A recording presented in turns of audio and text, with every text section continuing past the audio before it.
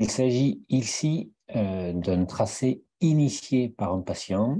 Nous lui avons demandé d'enregistrer ce tracé pour vérifier le bon fonctionnement de son dispositif. Donc, il s'agit d'un épisode qui est classé symptôme.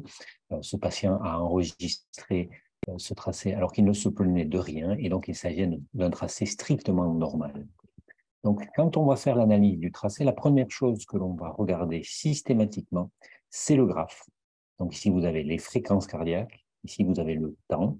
Donc, il s'agit d'un épisode classé symptôme. Vous voyez le moment où il a initié l'enregistrement du tracé. Et vous avez 7 minutes 30 environ de tracé. Et on voit ici que la fréquence cardiaque reste parfaitement stable tout au long de l'épisode, ce qui était attendu dans la mesure où ce patient était asymptomatique. Donc, vous avez l'épisode qui est classé symptômes, vous avez la date, vous avez également l'horaire. Une fois que l'on a regardé le graphe, on va s'attacher maintenant au tracé ECG. La particularité du Holter implantable, c'est que c'est un tracé monopiste en défilement continu. On a donc une seule dérivation. Vous avez ici sur chaque ligne 10 secondes de tracé. Ce qui est important quand on analyse un tracé ECG, c'est toujours d'analyser la calibration et la vitesse de défilement, puisque cela pourra nous aider pour mesurer l'amplitude des signaux, donc la calibration, et pour mesurer la durée de ces signaux, on va regarder la vitesse de défilement.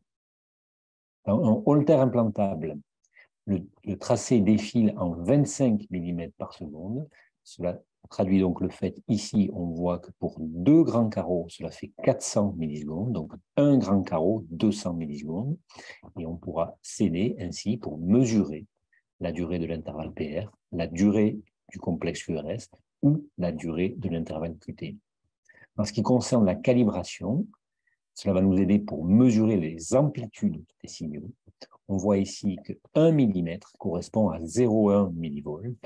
Donc, il s'agit de la calibration traditionnelle d'un ECG de surface, c'est-à-dire 10 mm par millivolt.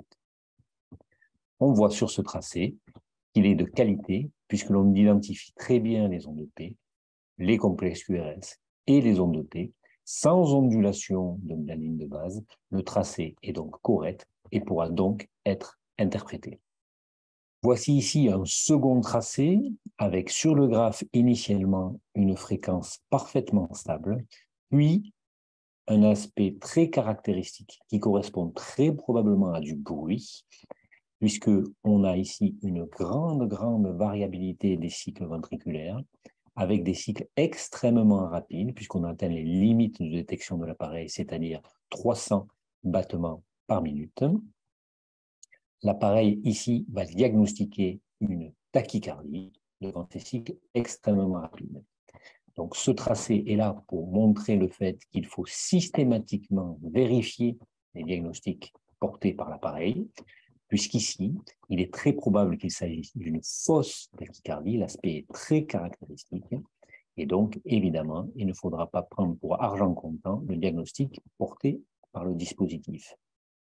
Si l'on regarde le tracé, on voit très clairement ici un aspect caractéristique de bruit. Il s'agit ici de myopotentiel, c'est-à-dire que le boîtier bougeait un petit peu dans la loge et il y avait la détection du muscle pectoral. Ce qui est caractéristique ici, c'est qu'on reconnaît les véritables complexes QRS auxquels se surajoutent ici des signaux qui sont détectés par l'appareil et qui correspondent au myopotentiel. Donc, systématiquement, quand on analyse un tracé de Holter implantable ou un tracé d'électrocardiogramme, on se pose la question du caractère physiologique ou pas du tracé. Quand on voit la fréquence extrêmement rapide des cycles ici, il est peu probable que cela corresponde à quelque chose de physiologique. Le tracé, ici, voilà, montre bien les vrais complexes QRS et les myopotentiels qui se surajoutent. Voici ici un troisième tracé caractéristique qu'il faut savoir reconnaître. Sur le graphe, on a une fréquence, une fois de plus, normale au départ, puis une accélération avec des cycles extrêmement courts, à la limite de la détection, donc supérieure à 300 battements par minute, qui va entraîner la détection d'un épisode de tachycardie. Quand on regarde le tracé, on reconnaît un aspect caractéristique. Il s'agit d'une interférence électromagnétique.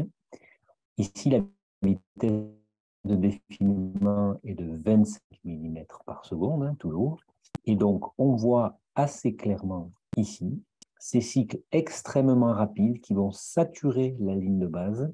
Si l'on pouvait augmenter la vitesse de défilement, on verrait probablement mieux, mais un aspect sinusoïdal caractéristique de l'interférence électromagnétique. Donc, évidemment, dans ce cas-là, on va reconnaître qu'il ne s'agit pas d'une vraie tachycardie, mais qu'il s'agit d'un faux positif d'épisode de tachycardie correspondant à la surdétection d'une interférence électromagnétique.